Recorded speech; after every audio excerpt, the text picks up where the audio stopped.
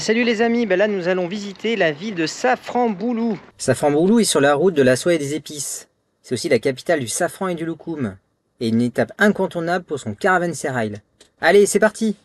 1, 2, 3, 4. Salut les amis, les 4 élans, c'est nous, Mick et Béa, ainsi que nos 2 enfants, Lucie et Maxime.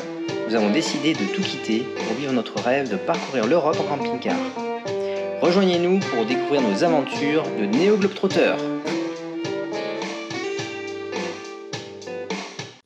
Le symbole de la ville se dévoile à notre arrivée. La ville tire son nom de la culture du safran, toujours pratiquée aujourd'hui. Le safran est un produit agricole classé dans la famille des épices. Il est obtenu par la culture du crocus et par prélèvement de 3 stigmates rouges. Il s'agit de l'épice la plus chère au monde. Elle est utilisée en assaisonnement, comme agent colorant, ou encore pour ses propriétés médicinales.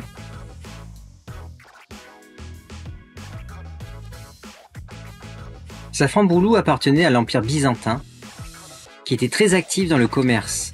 La route de la soie et des épices permettait par un réseau de routes terrestres et maritimes de transporter des marchandises entre l'Asie et l'Europe. La route de la soie et des épices tire son nom de la plus précieuse marchandise qui y transitait, c'est-à-dire la soie. Un secret bien gardé par l'Empire du Milieu pendant près de 3000 ans. Les palais des caravanes, appelés aussi les caravansérails, sont des bâtiments qui accueillent gratuitement et en toute sécurité les bêtes, les voyageurs et les précieuses marchandises.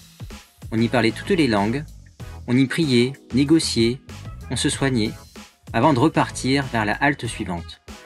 Les caravansérails étaient érigés à quelques 30 km les uns des autres, c'est-à-dire la distance moyenne que franchissait dans la journée une caravane chargée de marchandises.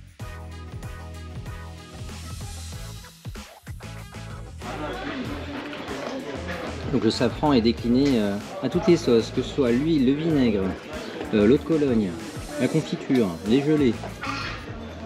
Oh, le baklava! Et ici c'est vraiment le palais des baklavas et des loukoums. Ouais. On a dégusté des loukoums, c'était vraiment délicieux. Ah ouais, c'était trop bon. Ah, maintenant on avait un petit creux là, mais c'est bon là. C'est bon là, on peut repartir quelques jours. Là, c'est bon. Ah Maxime, qu'est-ce que tu portes? Des loukoums. Ah, est-ce que tu les aimes les loukoums? Ouais. Safranboulouh étant aussi la capitale des loukoums. Donc nous en avons acheté. Une Renault Broadway. Et elle roule toujours les Broadway.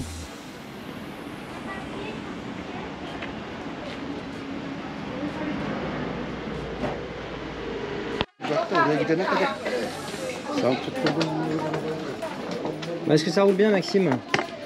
Ouais. Ouais. Oh les toutous.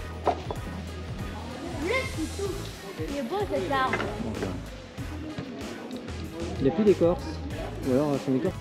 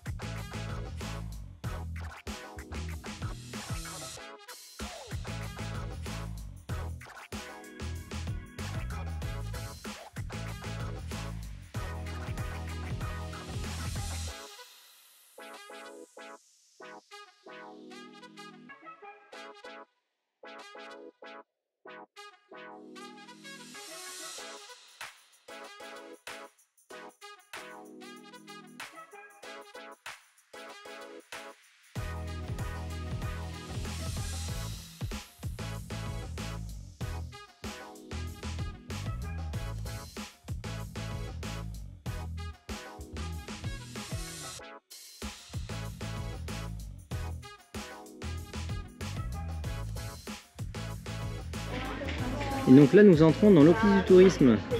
Et même Lucie doit se baisser. Hein?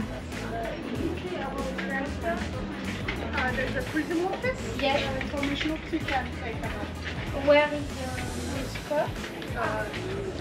Okay.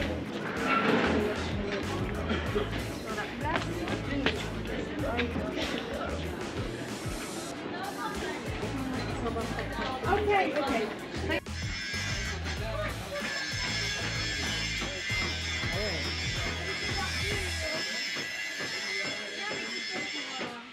Ouais. Là, ça rigole pas.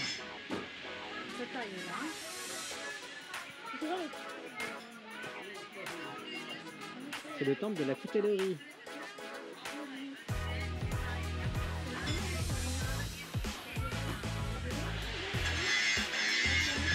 Oui, les enfants qui sortent de l'atelier. Faites attention, il approche pas trop.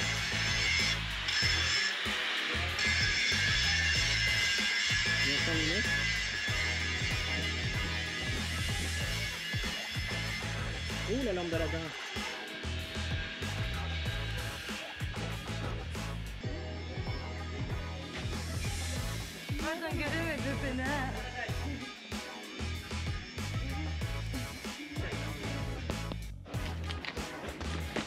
Alors on approche du musée de la ville. Nous allons voir un merveilleux point de vue. Ça grimpe. Ouais, ça grimpe toujours.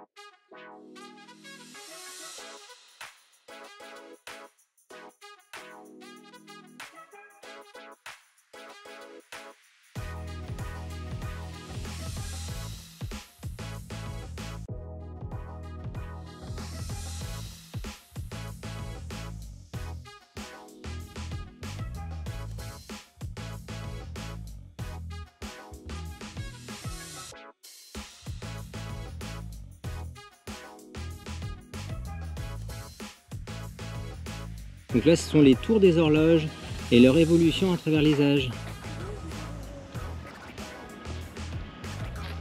Ce sont les différentes tours qu'on peut retrouver en Turquie.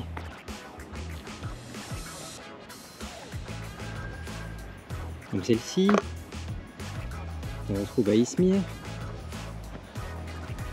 Il y en a une qui est là-bas, qu'on retrouve à Istanbul.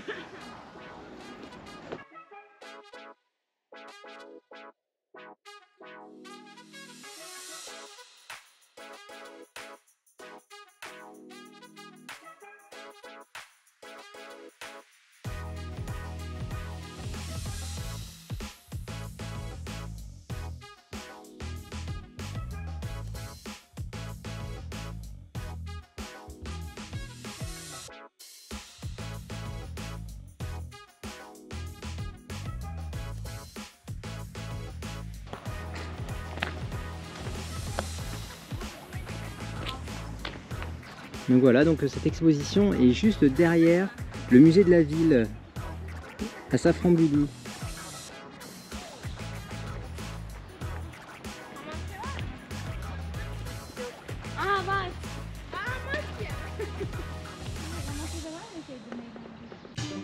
Nous terminons notre visite de Safranbolu et nous prenons maintenant les directions du plateau anatolien sur les traces du berceau des Écritures. A très vite les amis pour de nouvelles aventures.